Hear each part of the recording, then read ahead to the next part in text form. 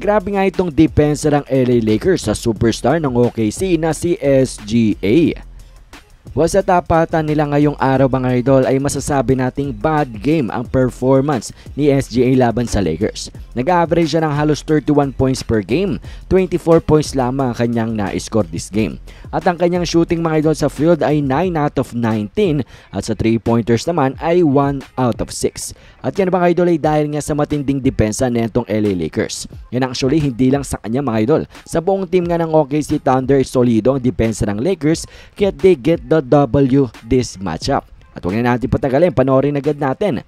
Sa unang-una nga ay kitang-kita natin na ang game plan ng Lakers ay patirahin si SGA at wag pa driving in the paint dahil magaling nga siya mga idol pagdating sa finishing in the rim. At great job dyan kay Anthony Davis. Next play natin, tinrap nila itong si SGA at dahil nandyan si Taurean Prince at ang kanyang active hands sabay na bother itong si SGA sa pagpasa, turnover yan para nga sa kanya.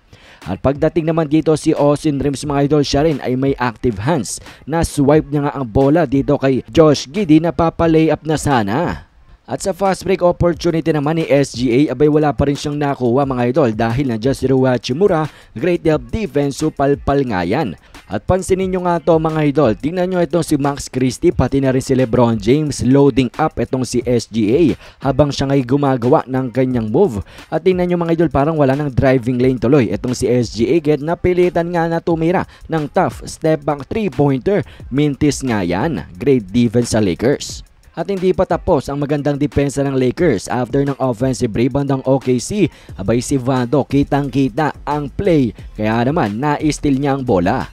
At dito naman ay parang tin-triple team na nga ng Lakers etong si SGA mga idol pero sa galing niya nga ay he still finds a way to get into the free throw line. Sa ating next play naman mga idol ay magandang ang depensa ng LA Lakers especially kay Vando. Active eyes, sinamahan pa ng active hands, still tuloy yan. At hindi pa nga tapos itong si Vanderbilt mga idol dahil patuloy ngang active ang kanyang mga kamay mga idol sa passing lane this game. Kaya naman another steal ang kanyang nakuha dito, another layup tuloy ang naging reward niya. At sa ating last play mga idol ay talagang ito ang naging game plan ng Lakers. Let SGA shoot the basketball at huwag natin siyang pa-drive-in.